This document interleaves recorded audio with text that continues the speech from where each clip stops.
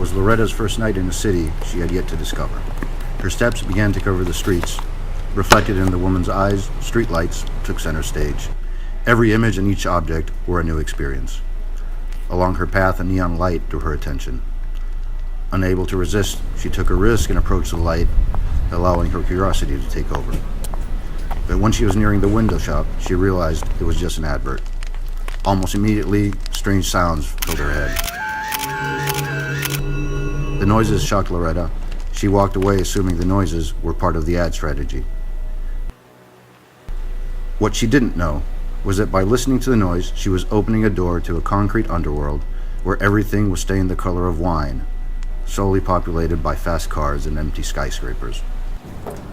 Loretta went on walking through the undiscovered city where life seemed to carry on its normal course. Fascinated by everything she saw, every word in a foreign language urged her to find out its meaning. The night drew long. She walked across streets as wide as rivers. One of them led her to a town square with a fountain. The fountain's waters lit yellow to attract the passing tourists. The real world and the underworld began to run along parallel paths, each pacing along at its own rhythm.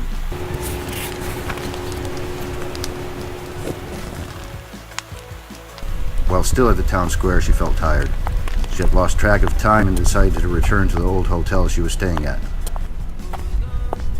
But as she began, bright lights made her forget her fatigue. She chose to follow the lights. At the same time, but in the underworld, a car sped down a bright and shiny tunnel. Alarms blared inside the tunnel. Something was happening.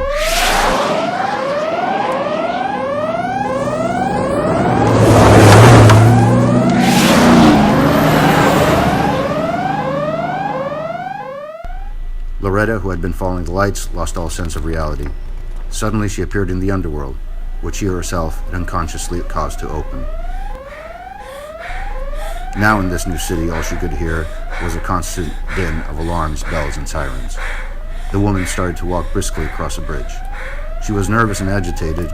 The noises gave her claustrophobia under an open night. The bridge gave her vertigo. She became short of breath. Everything was confusing.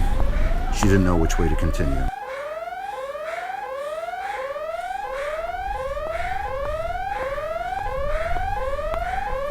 It was then that her vision blurred and became intermittent. The noises hurt her head.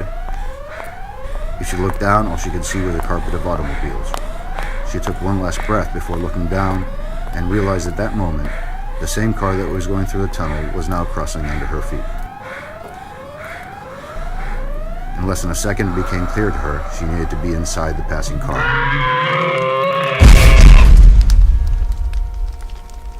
And without hesitation, she launched herself from the bridge.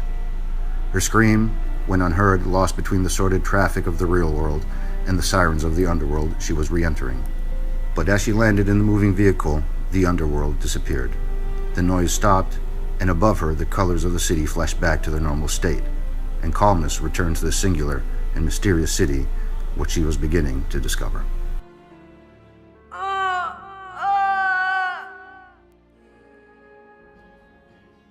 Talking about the war with me. In the background is a night. Don't wanna hesitate. Well, they tell me where you're hiding, but through the haze there's no one there.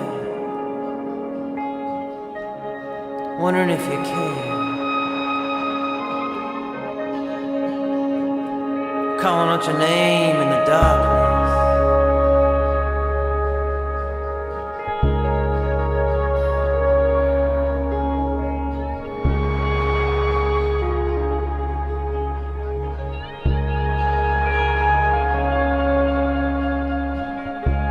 When I'm done with my time here, I'ma keep sailing strong through the railways,